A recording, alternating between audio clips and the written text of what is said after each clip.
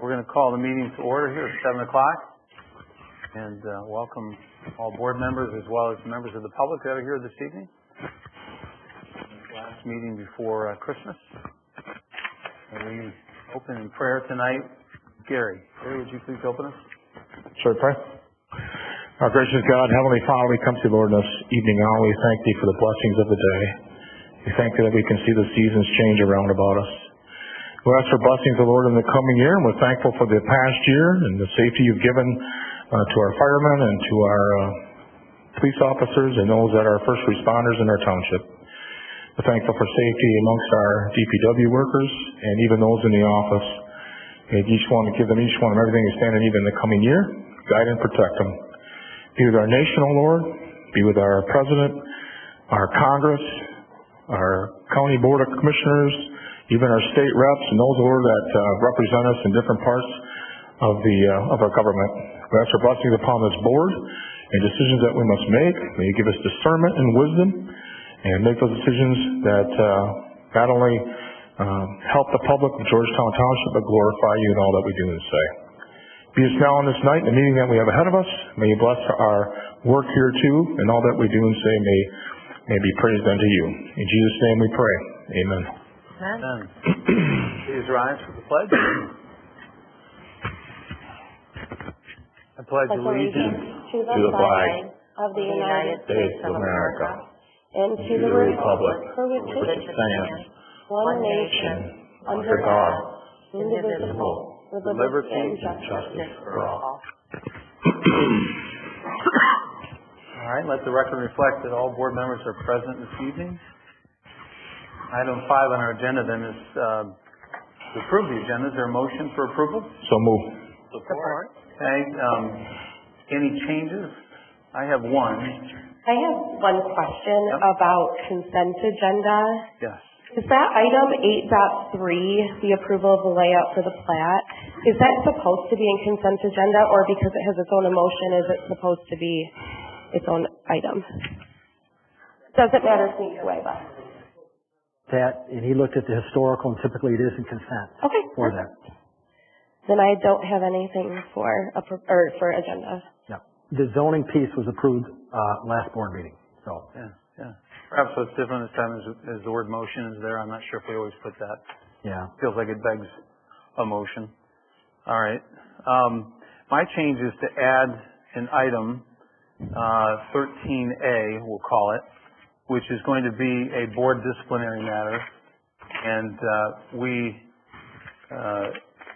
typically don't try to amend our agenda after it's been published. I didn't come to know this particular situation until it had been published. And I would like to add that item at this time, 13A. Is that an action item or just discussion? Both. Do you need support for something like that? Support. Yep, I'm moving to amend. Support. Yeah. Moved and supported. Discussion? I know it's somewhat vague. Are you hearing none? It's been discussed already. Excuse me? I'm sure it's been discussed already. It's a violation of the Open Meetings Act, so we'll discuss it. All right, we'll take that up at that time. Is there any other comments? Hearing none, all in favor say aye. Aye. Aye. Opposed? Aye. Carries. With that amendment now, the agenda is approved. We'll now move on to item number 6. Communication letters and reports received for information. Item 7, I look out to the public here, public comment on action items remaining on the agenda. Is there anyone who came this evening that would like to address the board on matters of the agenda this evening? If not, you can speak later in the meeting to anything you like. So, with that, I'll throw it out there. Don't feel you have to. All right. Some of you might be here for the subcommittee meeting afterward. Okay, I see some head nods. All right. We'll close that initial public comment period and move on to item 8, which is the aforementioned consent agenda. Is there a motion to approve tonight's consent agenda? So move. Support. All right, any discussion about that? Hearing none, all in favor say aye. Aye. Opposed? The motion carries. Item 9 now is going to be our Parks Master Plan update and presentation by, is it pronounced Veritas? Is that how you say that? You are Mr. McCann? Is that right? Okay. Well, welcome. We've all received the master plan this evening. I'm sure we really haven't had a chance to digest it all, but I expect you're probably going to be touching on it here in your presentation. So welcome.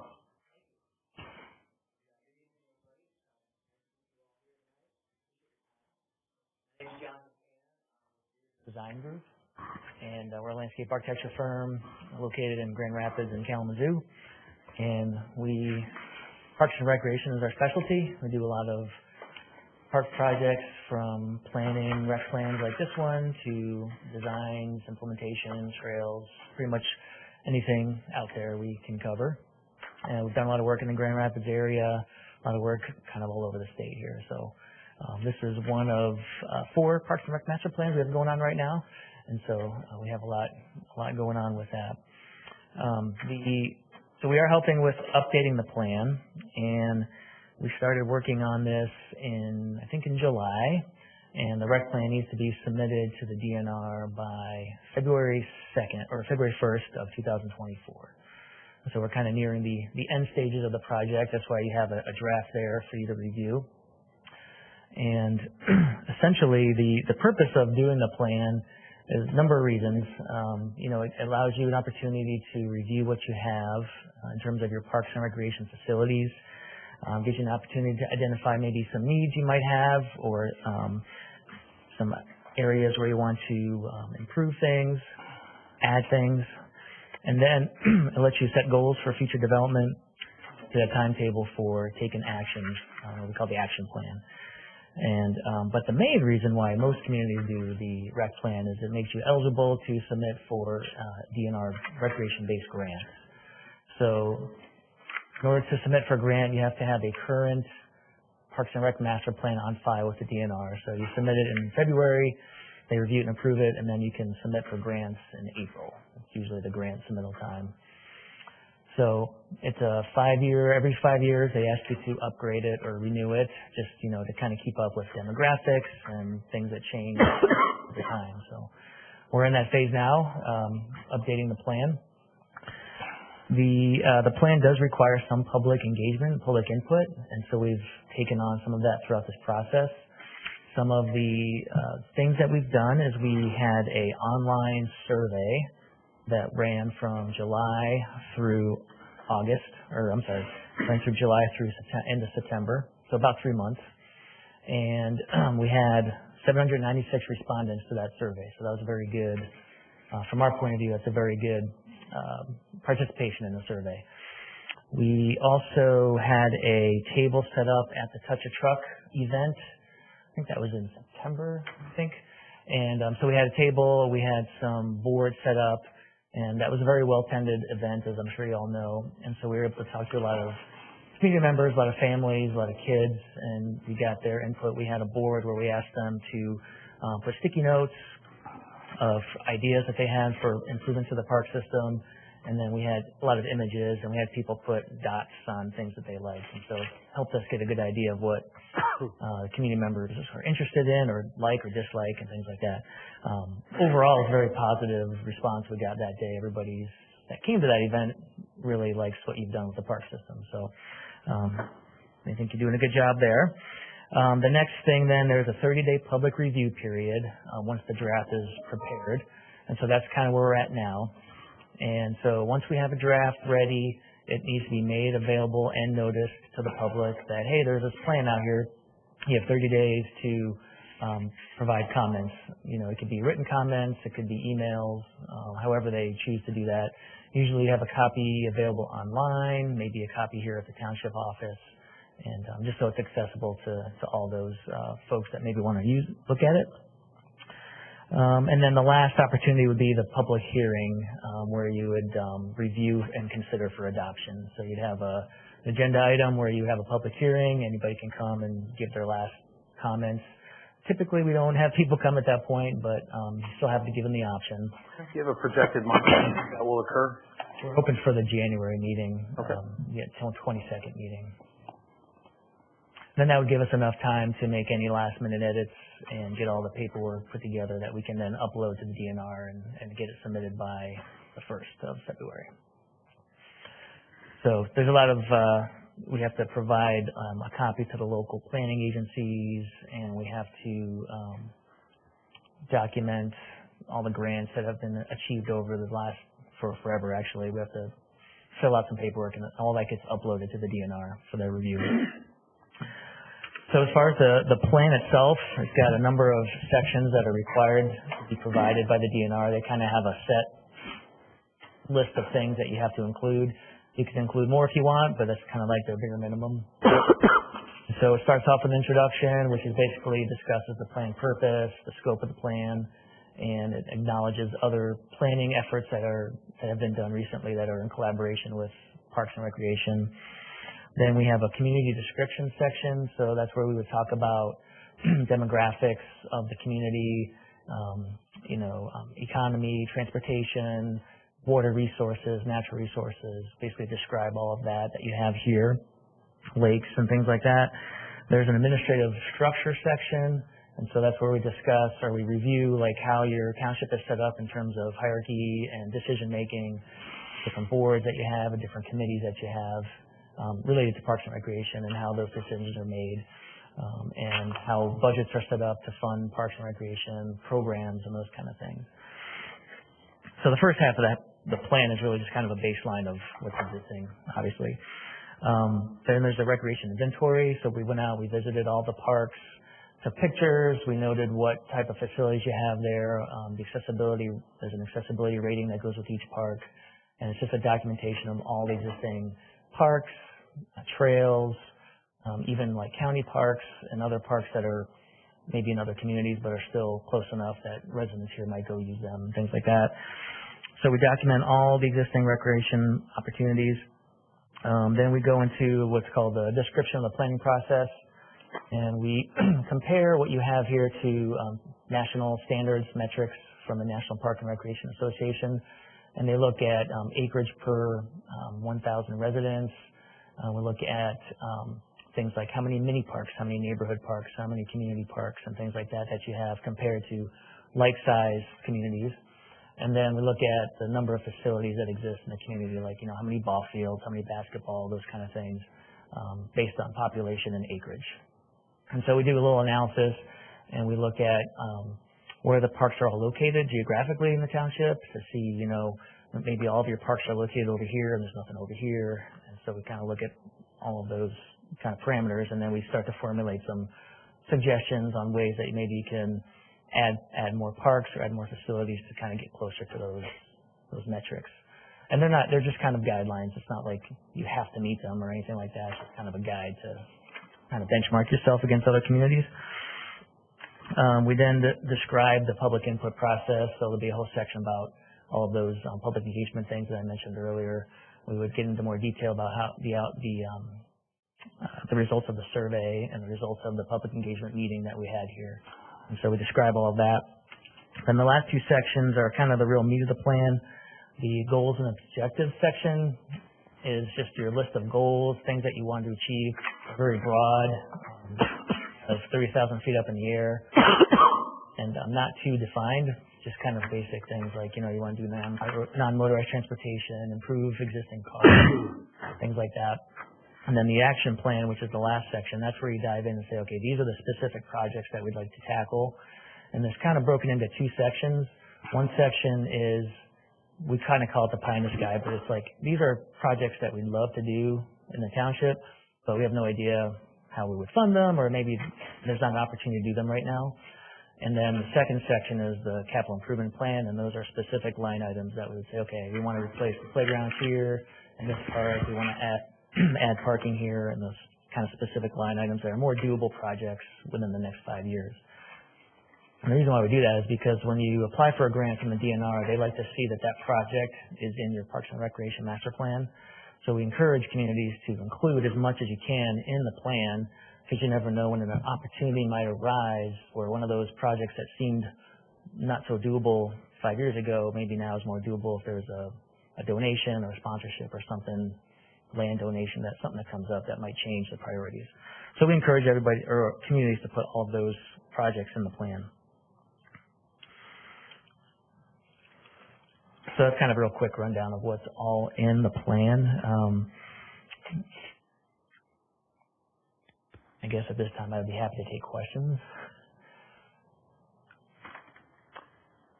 So you're the planner for Ottawa County then too, right? Parks plan? No, I'm not. Because I've seen your name on a few projects that I actually bid, and that's why I was So curious. yeah, our firm did the Ottawa Sands Yes. master plan and the implementation of what the first phase of construction there. And then we worked on the Idamus Explorer Trail section that they just completed, Okay. the Sequia section. The reason I ask is if we put a parks plan together, is that something that we can use then to maybe partner with Ottawa County on certain projects? Yeah, absolutely. Yeah, the DNR loves to see collaborative efforts on grant applications, and then usually they score higher because of that collaborative effort. Even the schools? Yep. Okay. That would be something we've been talking about. That's why I'm curious. Yeah, and I think we have in the action plan, there's a light item in there that talks about collaborating with other municipalities or other agencies that could help you reach those goals. Mm-hmm. Okay, good. Thanks. You come alongside townships then after helping them with their planning, with their grant writing as well? I'm sorry? Do you also come alongside townships for whom you've done planning to assist them with grant writing? We do assist with grant writing, yep. Okay. Will this plan, once adopted in whatever form, will it be specific as to recommendations of what the township may want to add, or is it just more generalized? Both. So the goals section is kind of like the generalized section, but then the last section, which is called the action plan, those have specific projects in there. That's a section that I would definitely encourage all of you to review details. We'd love your feedback on that for sure. A particular item that stands out to you as you've looked at a lot of parks that would be a deficiency as you see our parks and think, well, you don't have X or you need more of Y. Pickleball, but I know you're in the process of doing that. That pickleball is always a big one in all the communities. There's never enough pickleball. Anything else that you see that you say may be lacking? No, I think the biggest thing I noticed is just barrier-free access, like paths within the parks to get to different things. A lot of times you see like a pavilion and it's out in the grass somewhere and there's no path to get to it. There's a couple of parks, I think Rush Creek comes to mind, Pioneer Park. Some of the facilities are maybe a little reaching the end of their life and getting a little older that could use some replacement, like pavilions and more modern playground equipment, things like that would be helpful. And then you guys have two great parks with lakes in them, so you have a lot of good water access. So water-based activities, kayaking, paddleboarding, rentals, or natural features, interpretive signage, those kind of things. Water-based activities, I think, could be increased since you have the resource. Does the plan take into account your assessment of the walkability of the community as a whole, or only looking within the borders of certain parks? Mostly to the extent of the parks. I mean, we look at non-motorized trails and the walkability and the ability to get to different parks and different other green spaces or natural areas. We don't get too much into sidewalk specific, although we do talk about, connecting and adding where you see gaps to, fill those gaps. So, with respect to your knowledge of grant writing, would a parks plan like this, which assists with writing grants for parks, possibly also apply to the requirements for seeking grant funds for paths that are outside of designated parks? Yeah. That could help us? Absolutely. Yeah, I mean, the DNR does fund trail projects for sure. Yep. Okay. But they like to see a plan like this to boost your chances? Yes. Okay. Yep. There's something about our current parks that you, as one who sees a lot of parks, you say, wow, this is tremendous. You've got so much more than most communities when it comes to... Splash pads for sure. Okay. Most communities don't have any splash pads, and you have, I think, 2 splash pads. Yeah. A lot of great playground spaces. I think one thing I noticed is I think most of your playgrounds all have the universal accessible surface. Either it's like a synthetic turf or a rubberized surface. It's not something that you see a lot in communities. Usually it's just like the mulch stuff. It's interesting, when you look at your page 60 and it talks about for about every 4,000 people you should have a playground. I thought, wow, that's 17 or 18 playgrounds. How would you possibly, but when you take into account, I suppose, school facilities, Schools, yep. parks, township parks, we're probably there and more, I would guess. Part of our analysis, we look at the township, but then obviously in your township you have 5 large county parks that exist. And so even though you don't control them and own them, so to speak, but they're still here for the residents to use, so they kind of, de facto our township facilities. And so we definitely take that into account in our analysis that, you have not just township parks, but very large, nice county parks that exist here that serve the community very well. Do you include the county parks into that? Into this at all? We do to some extent. I mean, Ottawa County, once they develop Rosewood or Fillmore and Cottonwood, that's going to be huge. Yeah. That whole, it's a ways out, but there is a plan for it and stuff. So kind of look at both. I mean, we look first at what you have here and say, okay, this is what the township has. Here's how it compares, and then we say, but there's also all these other facilities that are right here, and so when you include those, then the metrics you surpass the metrics. I think when I looked at the park acreage, the township by itself was under the metric, but then when you add in the county parks, you're like it blows out of the water. So at the January meeting, I haven't read this yet, but at the January meeting, is that when you share how Georgetown Township does compared to other municipalities in our population? It's in the report. It's in here right now? Yeah. Okay. Yeah. We're pretty proud of our parks. Yeah. Go to a lot of places. Yeah, they're great. Yeah. Over the next couple of weeks, to send emails to Justin if you have any comments, anything you want to add, any thoughts, and we'll gather that. Particularly that last section, section 8, where we talk about what kind of projects you'd like to see happen, both on a grand kind of pie in the sky scale and also in a short term, near term type thing. Okay. Beautiful study. There's Thank a lot you. of detail in it. Thank you. Yeah, it's fun. It's fun. I enjoy doing these because it's fun coming to communities that, I've never been to this community before I started this project, and now I know a lot about it. So it's kind of cool. Thank you so much. Will you be here again, I guess, in January, right? Yep. All right. So in January, we'll be asking for an approval or an adoption of the plan, so then it could be submitted. Yeah. That would be the intent of the next meeting. Right. So that we can submit it by the 1st of February. And in order to submit it, we have to have a resolution of adoption from your board. We'll incorporate those and then send it to you as soon as we can before that meeting, so you have time to look at it, absorb it. Because we don't have another services meeting until 22nd. Yeah, it'd be too late. So I'm anxious to see what you're recommending. Thank you. Yeah. Appreciate it. Thanks. Thank you so much. I might note for fellow board members that picture on the front page. thank you, John. Those people would be so much more comfortable not looking into the sun if they were facing the other way, and you had a nice little pavilion there with electrical power to it. Be cool. Page 5, is that what you're talking And about? a what now? Ooh.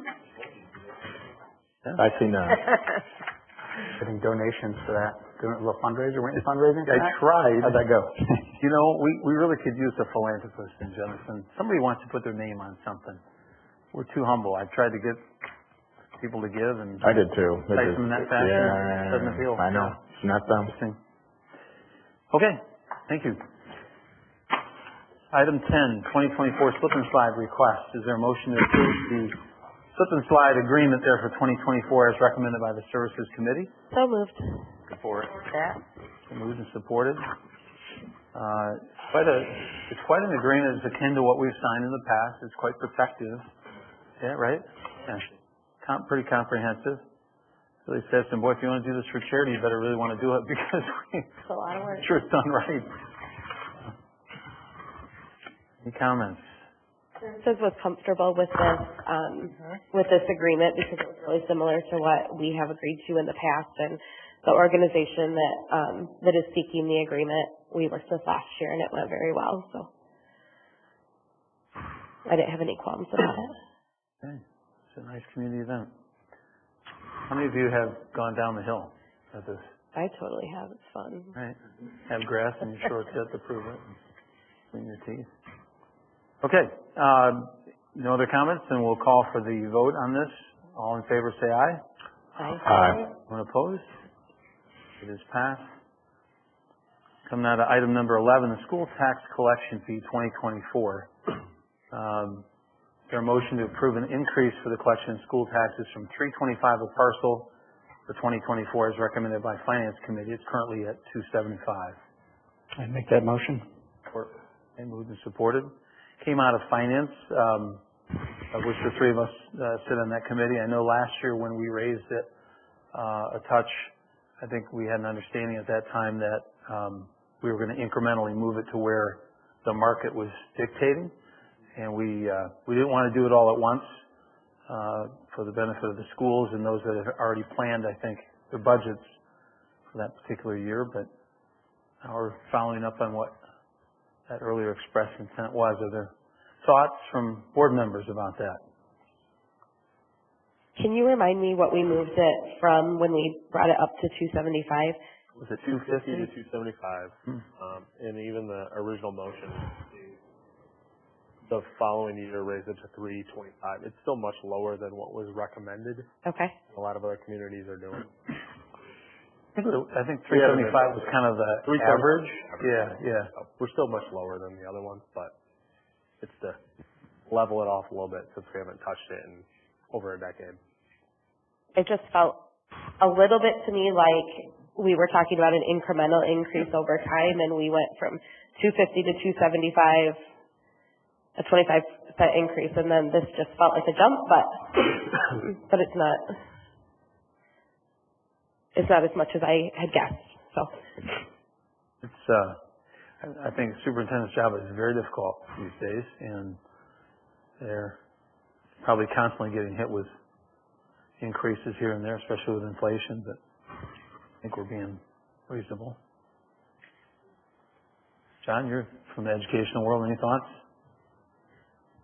I think gradual is a good idea, and but we want to find ourselves in line with the rest of the other communities. Anyone else? All right, hearing none. All in favor say aye. Aye. Anyone opposed? Hearing none, the motion carries. Item 12, budget amendments. The motion to approve these 2023 budget amendments as recommended by the Finance Committee. support. Supported.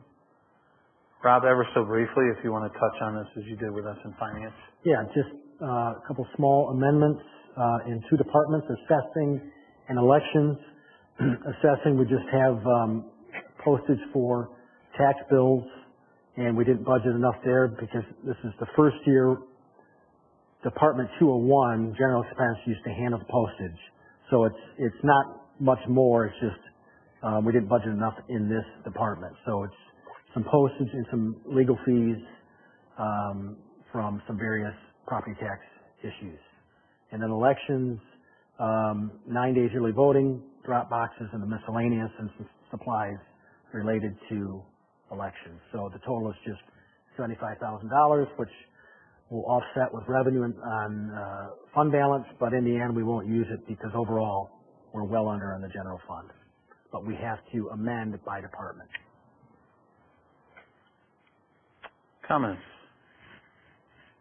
I mean, one positive is we just attended a meeting earlier this week, or actually, no, Friday, where the state has actually stated that they will be covering a lot of the costs of the early vote. We don't know how that's going to pan out as far as like how it's going to be processed. Probably come through the county to us. But just know that these increases that we've had to absorb as a community will be, which is very news that we heard about on Friday. So. Yep. Even if it's offset on the revenue side, which it will be, we have to still amend the expense side, so. Yep. Exactly. Is that reimbursement something that is codified where they must do that going forward, or is it just sort of a year by year or election by election? Not positive. I mean, we were just stated by the county that they have passed something on the state level that they would cover it. Reimbursement for the early voting is going to be for all the tabulators, voter assist terminals, poll books, the ballot on demand machines.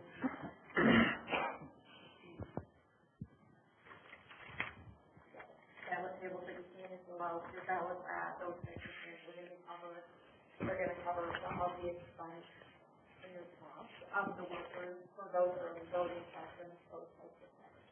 So basically, you can use year, other than the expense for the employees, those are the things we are going to cover, but at the state level, that we don't have to. I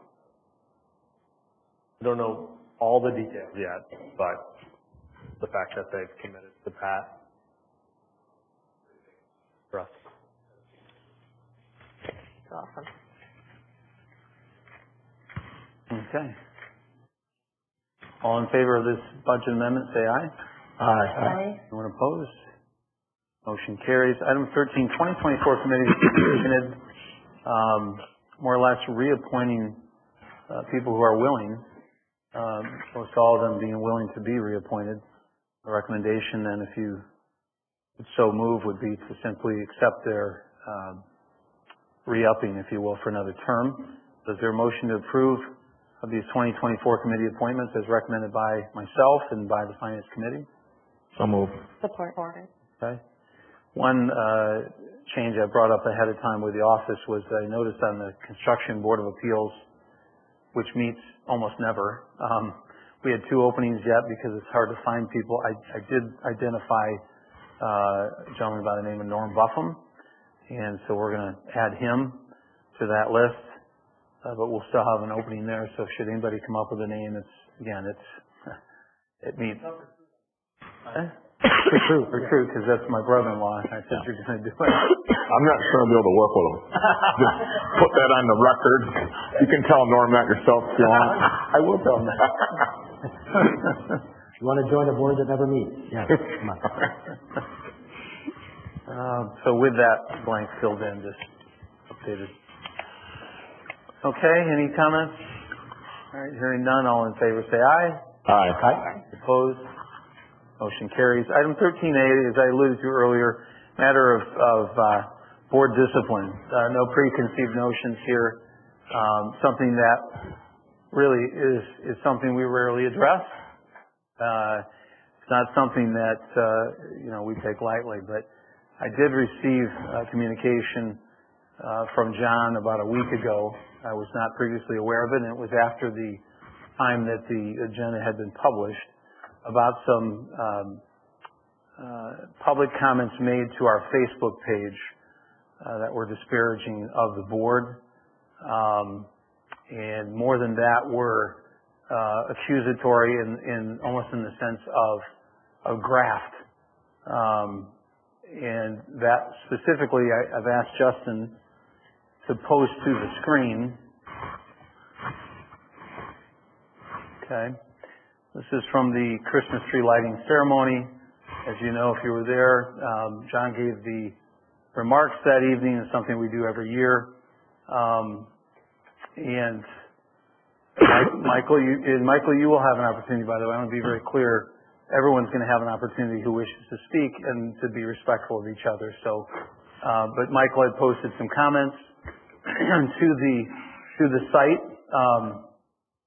And that site has now received over 1,600 views. There was a point at which it got taken down, so I don't know how many of those views preceded that. But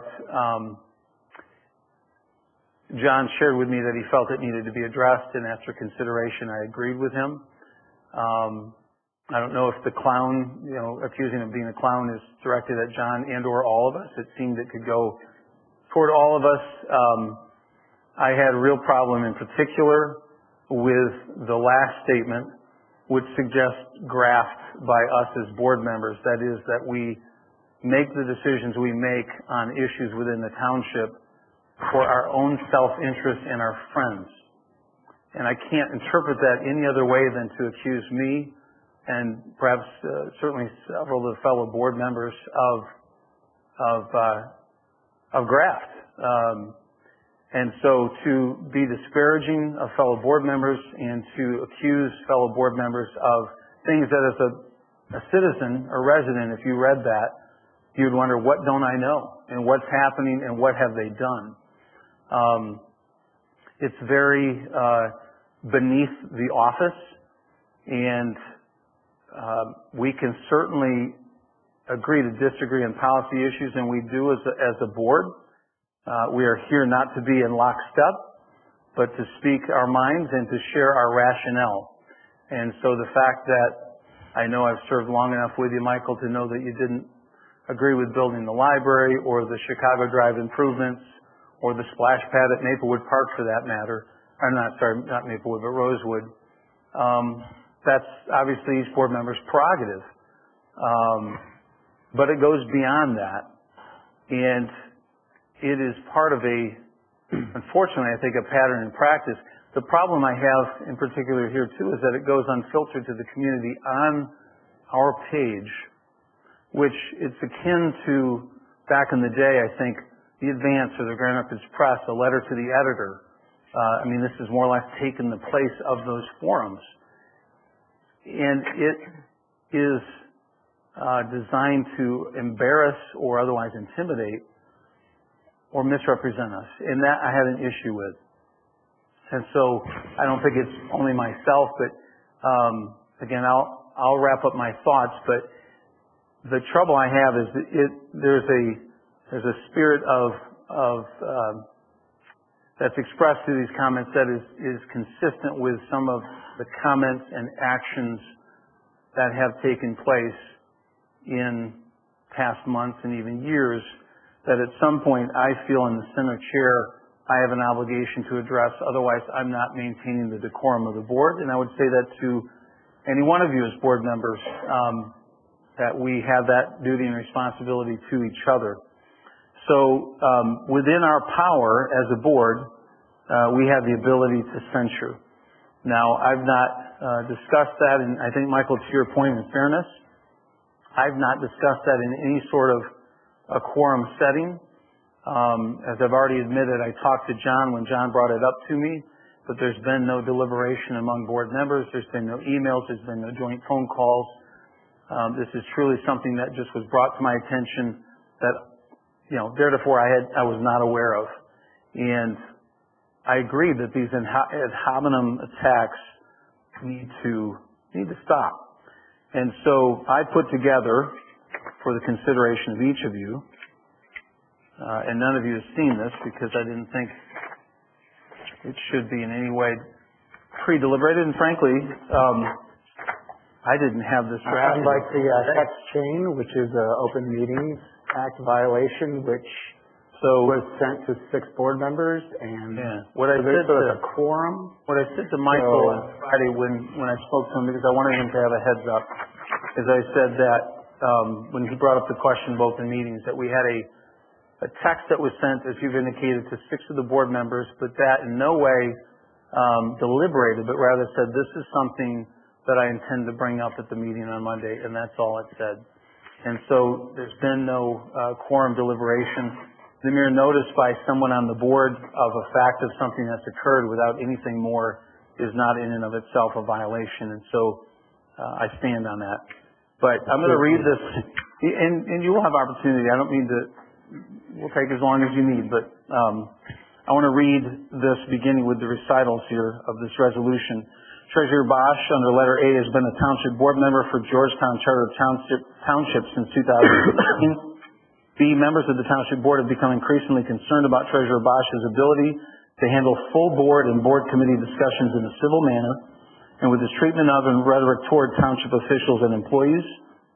C, most recently, the Georgetown Township Library put on its annual Christmas tree lighting and holiday market event on November 28, 2023, a beautiful event promoting and celebrating the start of the Christmas season as a community, which was attended by township board members, members of the Georgetown Township staff, and many township residents. B, the Christmas tree lighting ceremony was live streamed on the township Facebook page and has received over 1,600 views. E, Treasurer Bosch left multiple public comments on the township's Facebook post of the tree lighting video which were derogatory and demeaning to the speaker and the board generally and contained unfounded claims of impropriety against the board. Treasurer Bosch's, at letter F, Treasurer Bosch's comments were grossly unbecoming of an elected official in association with a unifying community event. G, Treasurer Bosch's online comments were similar to other rhetoric expressed by him of a demeaning nature concerning fellow board members and Georgetown Township staff, as well as other individuals within our community.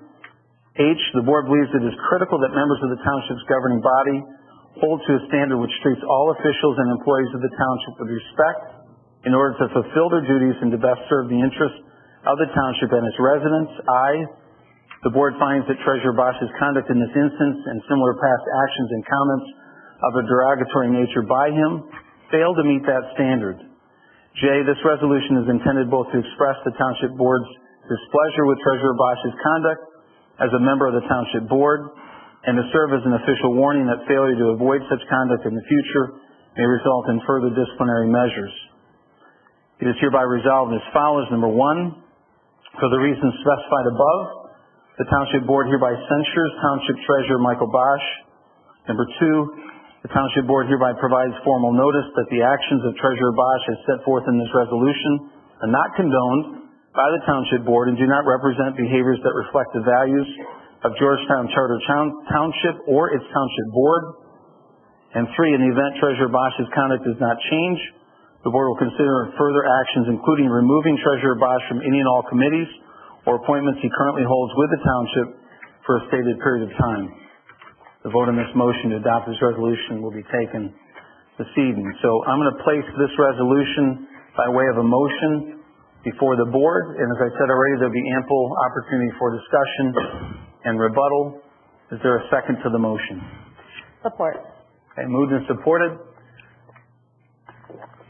And the floor is open. I want to say the John did a great job. He prepared. He did a really nice speech for the tree lighting. So kudos on a nice job. You recognized all the board members that were there, and you also recognized all the board members that were not in attendance. So thank you for that.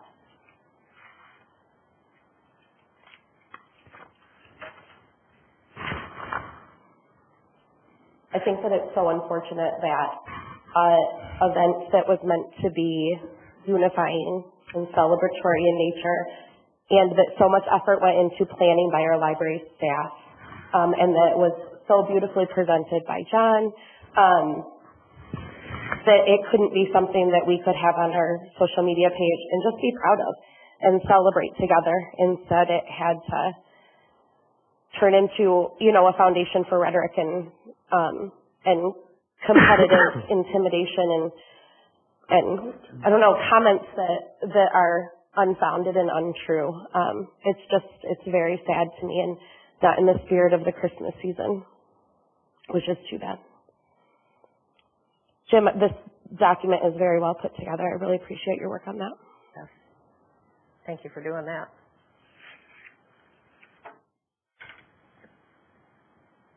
Michael, you've held fire here. You're going to get your chance. Anybody wish to say anything?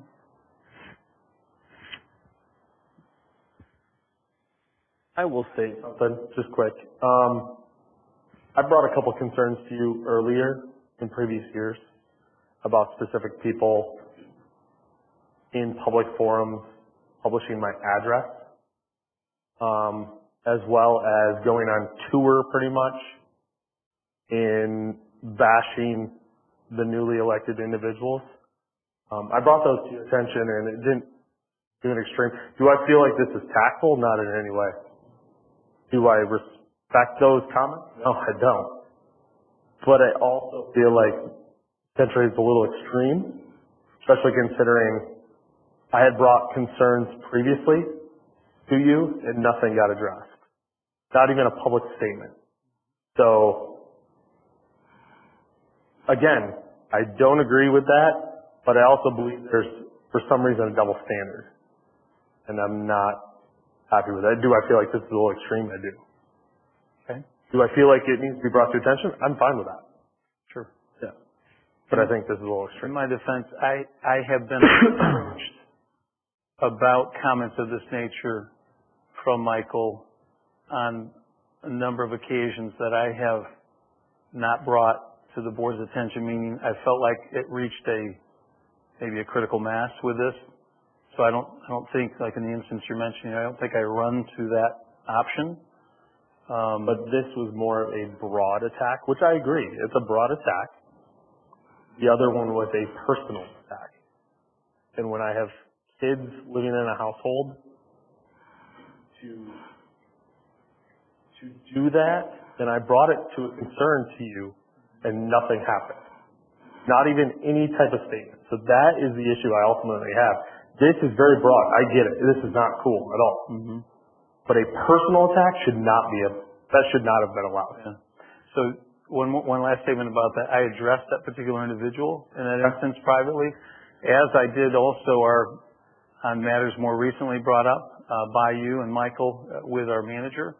I try to address those at the level that I think is deemed necessary at that time, and I tried to do that previously as well with Michael. But your points are well taken. Ryan, I think this is beyond the pale and shocking. And there's been a history of this type of thing that's gone back maybe 10 years. In 2020, Claire Tenbrook, 19 years old, she was the valedictorian of Hudsonville. Huge controversy. And at that time, the superintendent of Hudsonville felt that he should be censored. It didn't happen. I don't think there was also a follow-up on the hacking. And that was terrible. And it was on Fox 17. It should have been followed up, and we should have taken care of it then. The incident that occurred a year and a half ago in Justin's first day here, which was in our utilities meeting afterwards, was the worst display I've ever seen professionally in my life. And Rob handled it incredibly well and asked Michael to leave 3-4 times. He would not, and he continued. That is a flat-out lie. And I were there, so you can ask Gary.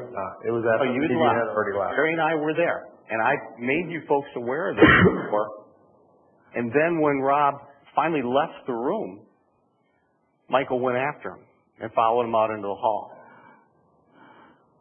And I said, That is a flat-out lie. That he was hoping you'd do something. But that is exactly what happened, and you can ask Gary, because Gary was there also, and so was Justin. It was terrible.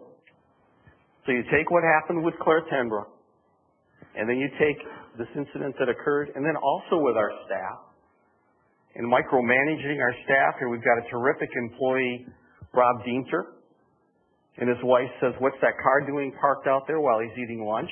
And it's Michael. That's a problem. We've got tension here that is unbelievable. Now, I think this is very well done. I didn't know you'd go to this extreme, this level, which it should be. However, I think counseling is required here, or at least made available, because this is a situation where you have a person that we're just not quite sure what's going to happen, and a lot of our people are intimidated. To put a clown face up there, you know, my family reads this. My family and friends had commented, and that was rotating over me. It wasn't just hidden back someplace. While I'm talking, there it's going. Now, what do I say to my friends? First thing they do is, this guy dangerous. I think counseling is required. Technically, And there we was should set up supposed to be a a circus program tent after where the he gets clown. help. And with the tension that's with our staff, I think that needs to be resolved. Another person needs to step in and help him. But we need your vote on this, Ryan, and I'm not very happy. This is terrible. You know the situation. You know how bad it is. You need to vote to support this and not run the other way, because this is running the other way. Not running the other way. It's running the other way. People Again, are fearful. okay, They're fearful. That's fine. You guys might be fearful. I'm not, personally, because I've never had an issue and I've never had a run-in. But again, I just don't want to, that's quite a precedent. And it's a double standard in my mind. I was personally gone after. This is a broad one, and yes, it's on you, but I'm just saying. And again, do I condone this in any way? No, not at all. Ryan, I think that's obnoxious, 100%. People go to the unbelievable extremes. I remember, okay, so you don't know the whole story of, it was when I was gone. And it was referenced on a public page, and then my information, my address and everything was published. Granted, that's public information, but when there was a bunch of rabid dogs and you published my information, did your address get published? No. So I'm sorry, there is still a double standard. Do I agree with that? Not at all. Do I think that's obnoxious? 100%. Just double standard from Jim or Rob, I don't see it a double standard. I think they've bent over backwards to the extreme. And that's why we're facing this today. If this was handled in 2020, we wouldn't be going through it now. If when the run-in happened with Rob, if it was written up and handled, we wouldn't have had a joke like this. This is incredibly insulting. And this was put out there to 1,600 people watched this. Mine was out to, I think, in that specific I wouldn't go tit for tat. Come on. But there was nothing done. Yes, man up to this and look at the situation. That was Becky Steele that put his address on. And let me be clear, it's not calling you a clown. It's saying what happened here is a clown show. There's a difference. I'm not calling you a clown. I'm saying this is a clown show. Go ahead and speak, but you owe me an apology. No. You owe this township an apology. I want to preface also, I'm not defending him in any way. You are. I'm saying that this is a little bit extreme, and something should have been done the previous time. And now we're going on the second shot? One that's a broad attack versus a singled out personal attack? I'm sorry. That's a double standard. It is not. Put your address on there then. Put your address, get it published. Where you have kids at home to a bunch of rabid dogs that were hunting at that time. To publish that when I'm gone. I'm sorry, that's a double standard. And I'm going to disagree with you. And I'm not defending him. I'm just saying to censure now versus to not deal with the situation before. And I have left that alone for 2.5 years. And you should have talked to Jim. I already did. I talked to him multiple times. And here's more the than once, Ryan. Here's the difference in my mind, okay. Which is the instance you're referring to when I addressed Ms. Steele about that. She gave me the assurance that this sort of thing was not her intent, nor would it be permitted or performed again. The patience I've exercised with some of the mayors that have been brought to me about Michael have not been met with that sort of a contrite heart to say, you know what, you're right, I'm wrong. And that was the difference between the way Becky handled it and the way that Michael has. And so I think that was the difference in my approach. She didn't handle that with me. Well, and here's the thing. No. You don't handle that with anybody. If we're talking about Becky, I get to set the record straight on what had happened. Okay. It was a social media conversation about Second Amendment. Yep. And I don't remember all of the details, but I did not. I have saved still. Perfect. I did not share your address. Yes. No, I did not type your address in. What I did was shared your exact location. No, that is not true. What I did was share your Kid Arms LLC link page to where I live. Okay, but you had decided to put your address on that page. It was publicly fine. It was a public Facebook page that I linked to in a social media conversation. I did not say this is where Ryan Kidd lives.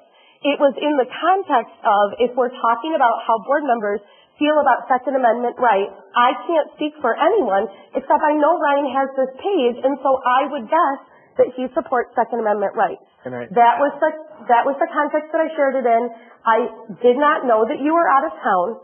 I linked. asking you specifically. Yeah, and I told you I linked. You had no sense of remorse or anything. I linked to a public Facebook page that you had chosen to put your address on. Okay, pull that up. Perfect. Just up. What was actually stated? I had linked to a public Facebook page. I don't even know where you live. And so I had not said, this is Ryan's address. You should go visit him. I didn't say that. I linked to a page that you had created and that you had decided what information you wanted to put on that page. Regardless, I apologize to you. I thought that I had previously, but you are absolutely right that I haven't in a public forum. Ryan, You didn't even apologize in a personal forum. I really thought that I did. I really thought that I did. But I am very sorry that you are lingering resentment about that. I thought that you and I were good. I buried it. Okay. Until a moment like this where it's like, hey, I want to have I don't want a double standard. I want standard being held. Then in the interest of eliminating the double standard, I did not believe that I had done what you were accusing me of doing, which was sharing your public information. I did not believe that I had shared your address where your kids live. You know how seriously I take family and safety, and that wasn't my intention. When I shared your public page, I was unaware that your home address was on that page. Had I been aware of that prior to sharing it, my actions would have been different. I am sorry. I am sorry for the hurt and the pain that it caused you. I am sorry for the threat that you feel that it presented to your family. That was never my intention. I just kind of felt like if we're talking about Second Amendment rights and you have a public page, it felt relevant to the conversation at the time. Now, this is on social media pages that I'm no longer part of because I never felt like those conversations were productive. I have left all of those social media pieces. But I sincerely apologize for the pain that it caused you, for the worry and the fear that it caused you. I am no stranger to that fear and that threat that comes with holding public office and that comes with what you put on social media. And I am very, very sorry. Perfect. That's good. Although this is getting messy, that's probably a good thing. So I appreciate that you felt free to bring that up, Brian. Others, and Michael, of course. Absolutely. So I guess I'll start with, and like I said before, it wasn't saying you're a clown. It's saying what happens here is a clown show. And what triggered this was, I didn't even think about the main triggering part, but drove past the church 2 weeks ago, and here's all the cars lined up of people getting food assistance.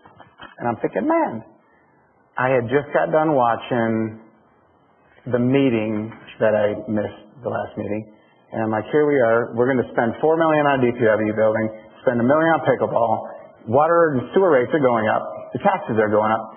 Here's all of my constituents waiting in line to get food because they can't make ends meet. I wonder what they think about these increases that are coming. I wonder what they think about spending $5 million on wants. It irritated me. And then I saw this, I'm like, here's my opportunity to comment. And it's my own personal Facebook page. It's not from a township position. But is it a clown show? Should I have written that? Probably not. Would I write it again? I drove past the church again just this last Friday, and there again, all the cars lined up. These people are struggling, and here we have a board that's like, we don't care. We just spend your money. Just get back to work, make what you can, and give it to us.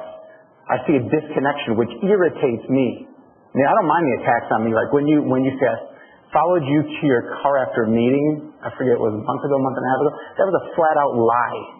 And I don't mind when you attack me, but when I see the board going after constituents that are hurting, I take that personal. And then why is it a clown show?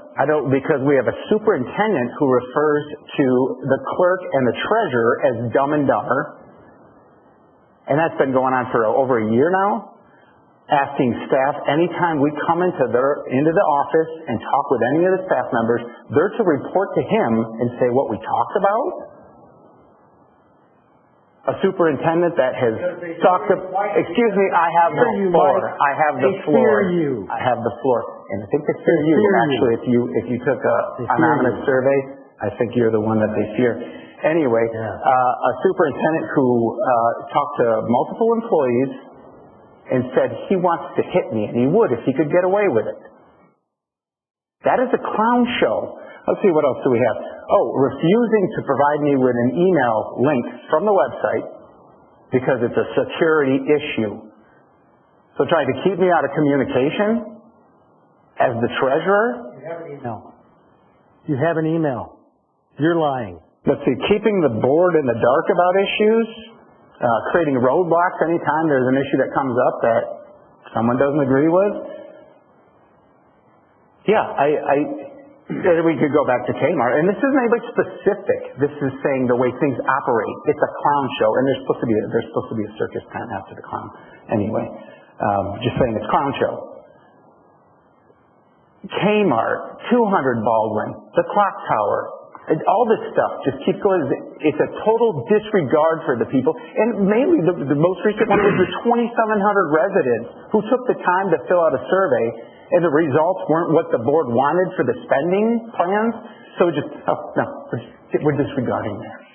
They don't know what they want. During the Christmas season. This isn't about Christmas. And you put that up there. This isn't about the ceremony and Christmas lighting. This was an opportunity where I had seen people waiting in line trying to get free food, and I'm thinking all this money that's being spent, they can't afford that. What are you going to say? Remember last time we had, I think it was it the parks or something? I had the same concern. People are struggling, and you're going to spend this money. I think it was the clock tower in the mall.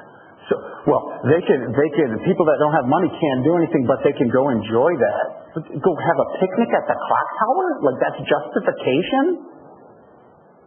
So you're not apologizing. I apologize that you think I was talking about you. This isn't about you. Then apologize to the whole board. And that's just it. I'm not sure I really, it's not really specific. That you put there? Let people who represent you work for you, not their self-interest and their friends. Oh, do we want to go down that road? Defend that, Brian. Defend that. So this, you're going to say, I'm not going to do this because I was treated badly, and so I'm not going to vote? We need 6 to 1 here. Here's a question I have for you. 6 to 1. Don't sit on the fence. You post that. You are. What part of any of those things did this board do? This current board. What did we do of any of those things this current board do? 2,700 resident surveys? Did we do the Kmart Numagao? No. Was I part of the 200 Baldwin ice rink? No. Was I part of study of the clock tower? No. Was I part of the Georgetown border wall? No. So you tell me where this board, current board, did any of those things? 2,700 residents. Ignoring that. And water sewer rates going up. 2,700 out of 54,000 residents. Did I not? Ignore it. I stood up there at the screen and did a data analysis for during one meeting. And I will say this, we have not neglected the 2,700 residents. We have goals we put together with those residents. That stuff does not happen overnight. Those things take time. The trails is in utilities. We got to figure out how we're going to do it, how we're going to fund it. We've spent very little money in 3 years, right, Michael? And for you to say this board is a bold-faced lie, because this board didn't do any of that stuff up there. Yeah, DPW do not edit it and put DPW and pickleball. Is DPW up there? No, that's why I thought it was up there. I guess it's not. It's not. So I'll put it up there. So everything up there, I've not been involved with, but you threw this whole board under the bus for things that happened in a past board. You need to come up into the future, buddy, and get out of the past. I'll edit that. To add DPW building and that's just it. It's not specific. It's saying the board. No. The method has been going on for 12 years. The past board, not this board. This board is responsible. Exactly. For me. Exactly. So we'll get ice cream. So I'm just saying, I don't appreciate throwing me under the bus for things that I wasn't here for. Yeah, and I guess there's other stuff I could have put on there. I mean, it's the whole thing of, trying to keep board members from coming to meetings. I mean, that kind of stuff, like, having an issue with First Amendment rights, that kind of thing. I guess I could have wrote a whole lot. It's not a First Amendment right, it's a lie. Because that stuff there did not affect me. I was not part of that. So when you put that on the board, when you say that's against this board, which I had nothing to do with, that's a lie. You can't First Amendment a lie. DPW building and... Is DPW building on there? Okay, 2,700 residents. There we go. We got one. Okay. Out of 54,000. So that means 50,000 people are happy. That's not exactly how things work, but... Well, I can use your math. All right. And I guess the whole thing would be is if everybody's so happy, then how come, there's a changeover in the last election? Yeah. And we haven't spent anything in 3 years. We've increased roads. We increased roads. But the township benefits on those things. Yep, and that's just it. We're being fiscally responsible. That's what we need to be. And that's what we are being, fiscally responsible. Well, and that's why we're looking at the township as a whole. That's what I look at. And so... And as perhaps one of two members that was here for most of those policy decisions, of which we can have policy disagreements, I could line up plenty of people to support some of the things that you've got pet names for, but I would challenge you to somehow tie any of those decisions to my own self-interest and my friends. That got me more than anything up there. That suggests graft. That suggests that you're doing things in your public office for your personal self-aggrandizement and that of your friends. I've never done that. And sometimes it doesn't necessarily mean anything specific. It could be a certain spending project that they have a friend or something that does it that they make money from. Pickleball king. I don't even play pickleball. The point is, it could be the pursuit of power. It's a number of things. Facebook page. That's not your. That's our Facebook page as a township. You posted to our Facebook page. It wouldn't have been right on your own, quite frankly, but it's especially wrong here. And I think it's especially wrong, even as we sit here in this meeting, for you to say, I meant to say clown show. Well, that's the same sort of decorum that isn't conducive to board harmony. Well, you can disagree with us, but to call us clowns to our face tonight, and furthermore to say, you just used the phrase tonight that we don't care.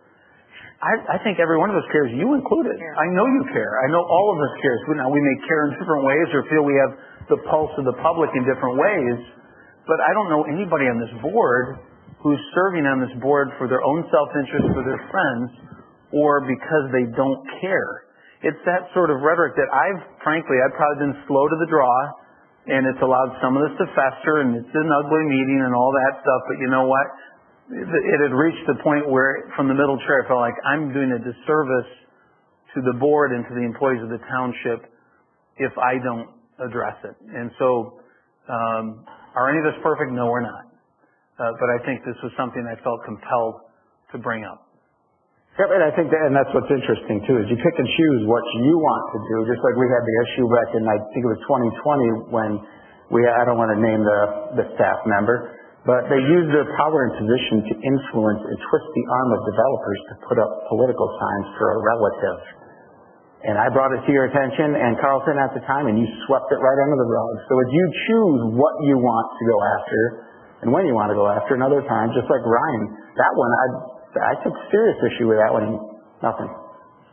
So I guess you pick and choose, and you might have felt like you handled it great and you took care of it, but just like I feel some people work for the residents more, and some people work for their own. I don't have anyone on this board, Michael, that any employees ever come to me about to say, I'm nervous around him. I'm demeaned by him. I've never had that, or I would address that with any one of you. It's more than just a side comment or an incident. It's a pattern of behavior, and I think we can all work together. I think we can work together better if we are, deliberating on policy issues and not taking the opportunity for personal attacks. And this is the John said something about, or whoever, maybe it was Bob that said, the employees are scared of you. you've never once said to me, you know what, there's an employee who's, concerned, doesn't like the way. I get along with all the employees. I told you that we had an employee quit here in part because of you, and you didn't want to hear it. It was not. It was because of the benefit. No, it was true. Ryan, was that about the benefits or was it about? I don't think you want to go there. Yeah. That was the one where it was because of the truck policy. No longer taking the truck home. And then you tried to turn it that. I'm the reason. About the police, the fire, the DPW, residents at Sunset. I mean, I could go down the list. I have not done. I never made any of those comments about the police, the DPW. All they do is write tickets. They take too many breaks. Don't work hard enough. Are you kidding? I was praising Steginga for his park policy. Property taxes. I mean, I did not say deadbeats. I love how you've got this imagination that just kind of, is it something you want? Is it something personal you don't like about me? My lying years. I don't know. And nothing till now. Suddenly now this is a thing. You can be grateful. I guess John's right. If I had addressed it sooner, I wouldn't have allowed it to get to this point. Oh, I see. So where are we at? I see. Well, and also I want to address the fact that whole thing of the meeting where I was yelling at Rob. I never once raised my voice. He was the one yelling, and I think it made him even more angry that I wouldn't engage in some kind of yelling contest with him. Did he ask you 4 times to leave? Look, he told me, I walked up and asked him, could I get a copy of the document that was in this meeting? Did you step into him? No, I did not step into him. Michael, I was in that meeting. You treated our superintendent poorly. Did I step into him? Or did I step back? Yes, it does make, because he's saying I stepped into him. And I'm saying I stepped back. Did you walk away? I'm like, the guy's got an anger management issue. I said, get out of my face. Anger management. Did you walk away yourself and get out of the situation? I just said 8 No, times. you continue like a pit bull and you just kept coming. You know what I did the next day? I came here in the morning to make sure Justin was still working for us. Because the way you treated them 2 guys in that meeting, I was worried you was going to say, I quit. And I wouldn't have blamed them. Because I asked them for a document and an agenda? No, because the way you treated everybody in that meeting. I remember. I was here the next morning to meet with Justin. And I asked Justin, and I told Justin, I said, I'll just let you know, this doesn't happen all the time, but I'm going to tell you right now, I hope you don't quit. Because those 2 guys were treated so poorly in that meeting, I was afraid one of them was going to go. And that was the first meeting Justin's been to. Who else? Who are the 2 people you're referring to? Rob and Justin. I talked to both of them the next day. Yeah, I wasn't even talking to Justin at that meeting. All I did was ask him for the... It doesn't make any difference. It doesn't make a difference because the story's changing. It's 2 people, it's 1 people. If you treat people poorly and other people witness it and it's their first day on the job, that is not a good thing. Because you're saying I'm treating them both bad. I just met Justin. You're not listening to me. You're talking over me. Justin was at that first meeting. That was the first meeting Justin was at for the Utilities Committee. And the way you treated everybody in that meeting, including Rob, I was fearful Justin was going to quit. Because you treated Rob so poorly, I was afraid he was going to say, why would I want to stay in this situation? That's how bad it was. That's why I was here the next morning to talk to him. So I guess I'm confused. Who else was I treating badly? You treat the whole committee badly. You talk down to us. I'm tired of having to walk one of our board members to her car or take turns walking her to her car. If you don't see it, I don't know how you're going to see it. I go to my desk after meetings and check voicemail. And I get what's going on here, and actually somebody had predicted this. They're going to pitch you to be the bad guy. You're going to be the bad guy. That's going to be their job. I see. Yeah, which begs the question is, this was all scripted. This was done it's a violation of the Open Meetings Act. So there will be follow with that. There will be FOIAs. Because was that scripted? I think if you did that, maybe as a trap to see if you'd fall into it. At this point, I guess I'm confused. At this point, we have a motion, we have a second on this resolution. I'm not wedded to my exact words. If there was someone say, I don't like this term or that, but you read it, you've had it in front of you. I think it sums up generally what most of us are saying. I think one point that I want just kind of stated for the record is that Michigan compiled law 42.7 called the Charter Township Act. It's the law that governs how charter townships function. And Section 8 gives the board the power to enforce orderly conduct at meetings. And it takes a vote of just not less than 2 board members to enforce orderly conduct at our meetings. And so I appreciate this resolution for the fact that it's under resolutions number 2, that it's providing formal notice, that the actions are not condoned, and number 3, if the conduct doesn't change, the board will consider further actions, because state statute gives us the power to compel appropriate behavior, orderly conduct in our meetings. And I think that we need to start to exercise that piece of legislation if the way that we're interacting in these meetings and the way that our staff is treated in meetings and outside of meetings doesn't begin to change. That MCL code refers to the meeting, not outside in your private life. Okay. And your interaction on social media. I don't think we've ever had an issue during a meeting. We have all the time. I told you previously that the passive aggressive comments, that when we can't just say, for example, because you had asked me the last time I mentioned passive aggressive comments, you had asked me if I had examples. And at the time I didn't have one ready, but since then, on October 9, we were discussing the sign ordinance revision, and your opinion was that the ordinance revision, correct me if I'm wrong, should perhaps say something about it being like the percentage of your lot size or the percentage of your frontage. But then instead of just saying that, your words were common sense should dictate, and then launched into it. And it's those passive aggressive comments that don't have an appropriate place in a workplace setting. Our staff and us as your colleagues deserve to be able to sit in meetings and have a level of collegial respect where the interactions don't have to be laced with innuendo like Kmart boondoggle and GT border wall. I don't even know what that one is talking about, but that don't have to be laced with this propaganda and rhetoric and the passive aggressive put down.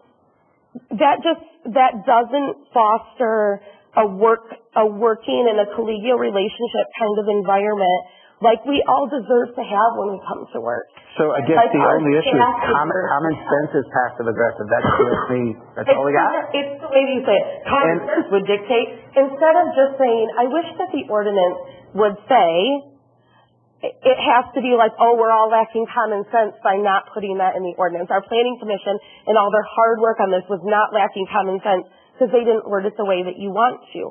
It's that passive-aggressive put-down that is not collegial, that is not fair to our staff and all the time and energy that they put in, that isn't fair to other board members who are here with their hearts for public service, just trying to do the best they can to represent the health, safety, and welfare of our community.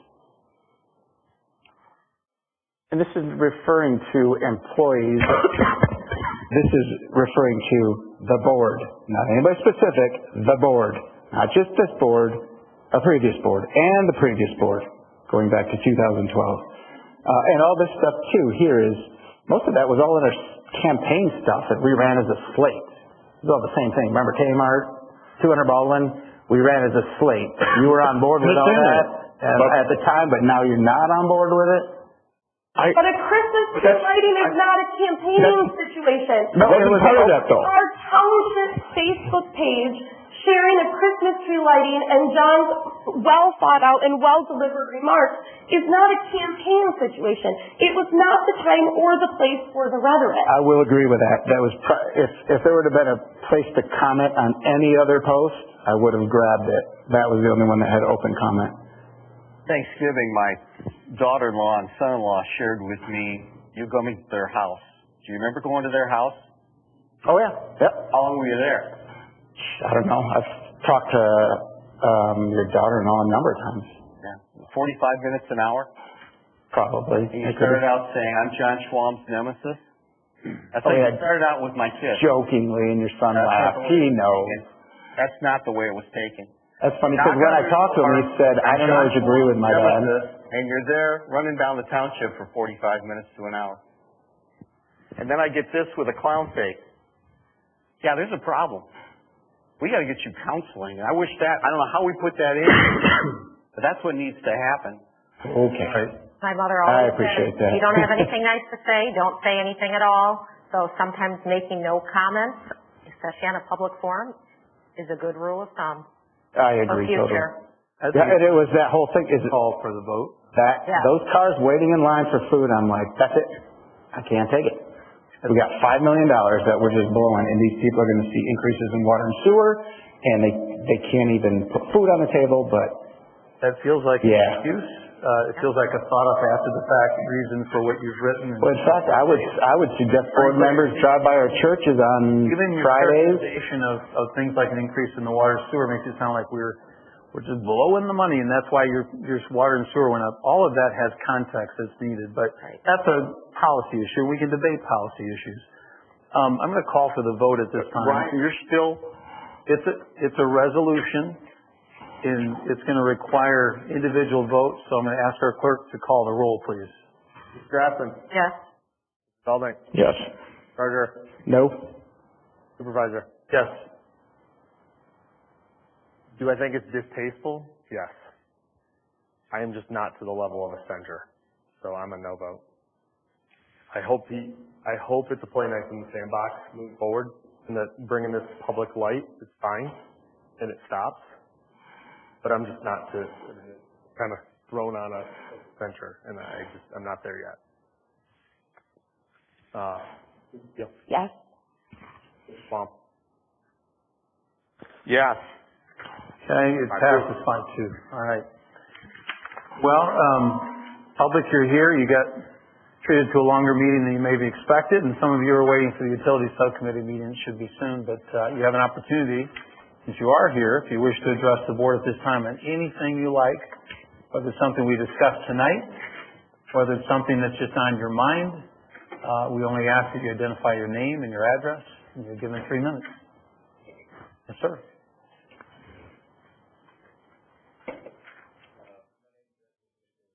Civil, address is 12151 Linden Drive, Marne, Michigan. With who, I'm sorry? VK Civil. Okay, yep. I think I missed earlier that it was on the consensus or consent. Consent agenda, yep. Yeah. So the preliminary plat for the Shepherd's Farm, that was motioned for approval? Yeah, that was approved. Perfect. I wish you'd known that. And a little bit, but thank you for the work that you guys do, and I wish you all a Merry Christmas. Thank you. Likewise. Anyone else? Mr. Bush, it's been a while. Did you wait for the whole time?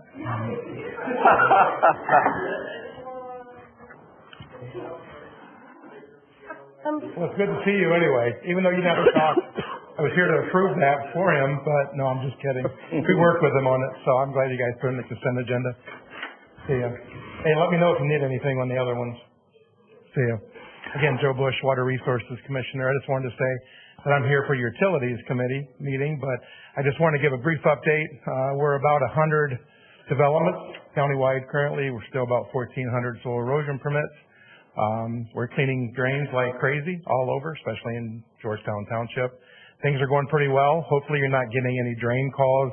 I've been working with your superintendent and your assistant on quite a few of the drain issues. So hopefully you guys don't see any of those. We take care of those for you. And again, we've been going to all the township board meetings just to give updates and talk about drain work. We got some things to talk about in your utilities committee, but otherwise things are going pretty well. And I'm here to answer any questions. I don't think you guys maybe have any, but I just want to be on the record to say I was here tonight for your meeting. You're always welcome, Joe. And thanks for what you guys do, and thanks for the debate and the dialogue. And yeah, so I'm happy to serve, and I'm here to answer any questions if you have any. If not, I'll be waiting for the next meeting. Typically, if somebody's here like Brad or Roger, we let them go early so they don't have to sit through the whole meeting. No, it's fine, because I'm here for the utilities. Otherwise, I would have asked to be on the agenda. I would have made it. But I'm here anyway. Just I wanted to sit through the meeting and see what's going on in the township. You got the whole county. So when you got the whole county, there's a lot of things happening. And there's still quite a bit of growth in your township. But remember, we're 1/6 of the county. Just our township. Right. Ottawa County seems to forget that on the other side of the county. Does that mean you want to see them at 2 meetings out of the year? Yeah. I can try. I try to get here every fall and every spring. He answers his phone. I mean, if you call him, I give him credit for that. And I am working with Eagle on a lot of issues that necessarily might not be drain related, but right now I'm working about 20 different developments with Eagle or DEQ, trying to get developers their permits, and I'll be working with you guys on a situation as well, making sure that we get that moved forward and help out with Eagle, because they're not the most easiest to get along with and get permits. So I'm always happy to be a part of that team to get what you need as a township. So I do it for every township and a lot of developers. So I'm here for you. I work for the people. So most of you know that. So what situation do we have? Well, just a pickleball. Could be near the drain. So is it in like a flood zone or something? Could be, yeah. I might debate that. So that's why I said I'll get involved, and we'll have that discussion with Eagle. So okay. All right. Joe. Any questions? If not, I'm happy to sit down and move the meeting forward. So thank you for you guys. Appreciate you. Merry Christmas. Merry Christmas to all of you too. You too, Joe. Thank you. Anyone else?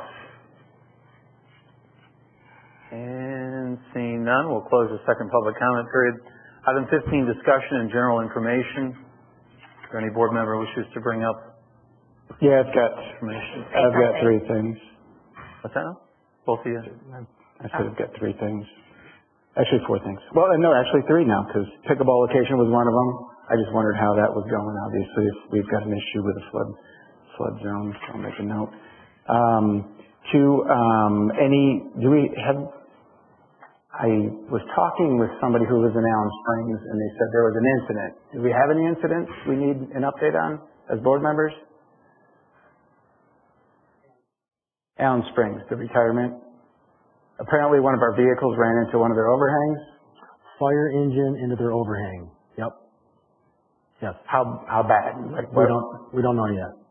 We're getting a quote on the engine and the overhang, and we're going to file an insurance claim. So we don't have it finalized. When we have finalized, we'll share with you. So we had a driver. The coincidental part of it is the engine driver was used to driving the other truck that was out of service, had a call to Allen Springs, and that engine that he normally drives would have fit under. But this one has a mount with a light, so it hit the overhang. So we're working with Allen Springs to figure out what the cost there is and what we're doing with the fire truck, which was a mount for a light. And I think what DeWitt and them are deciding is to take that mount off and mount LEDs on the side instead. So we'll keep it lower, but we don't have final costs or word from the insurance company yet. So that was the incident. Still in progress. But hit the overhang. Do we got a progress report on percentage-wise how many water meter endpoints have been installed? I know we do checks and we see pretty heavy quantities of endpoints. Joe, how low is the percentage? It's low. It's a 5-year deal, right? Yeah. So I don't have very low. Yeah. 100, 500,000, 2,000, 5,000, 10,000, 12,000, 15?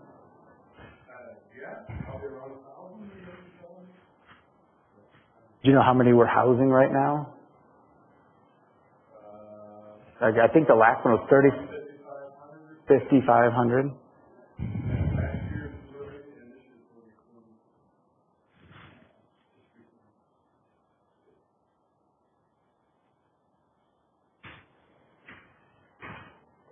All right, no pickleball. And then I guess I appreciate the censure. It's a nice touch. And I guess we'll do the follow-up with some FOIAs and find out where that sits legally. As far as the censure goes, it means nothing. But I appreciate it. And I just want to say that Thursday is the Christmas luncheon at the Senior Center. The Senior Center is a fabulous building, and if you have not gone before, that you should sign up to go. It's a Christmas luncheon, and the Senior Center does a great job. So that's it. And Merry Christmas to everybody. I don't know how many of you saw this, but go ahead. Thank you for putting this Okay. together. And many have run from it over the years. I sincerely appreciate you taking the time. And I know this is probably one of the most difficult. Never happened before. But thank you for doing it. I don't know, maybe it has happened before, but not in my tenure. I don't know how many of you saw this, but the governor has now officially signed into law what we were protesting, right? About usurping our public power here locally, the zone as to solar energy and the like. So that is now official. And override. I was curious about the process of replacing Kyle Terpstra in Ottawa County. I find it interesting that it represents Georgetown. We really don't have a say in it. I mean, we could put a name up, but now we interviewed 5 people, and the board is going to pick somebody that represents our District 6 in Georgetown, but we really don't even have a say in it. I thought that was kind of strange. I've been kind of following that a little bit. Mm-hmm. How do you do it? So, yeah, I guess with a year left, it's an interim. Yeah. Yeah. Huh. I think by law they have to have somebody done by 30 days. That's a resignation, so they're probably moving fast. But I just thought that was kind of different. We did it with Kirsten. What's that? We did it with Kirsten. We didn't go to the voters. That will forever be remembered as the draw it out of the hat. Easter basket. Yeah. Basket, yeah. Well, if you're looking for the basket. Right. Anyone else? Hearing none, is there a motion to adjourn? So moved. Support. All in favor say aye. Aye. Means adjourned.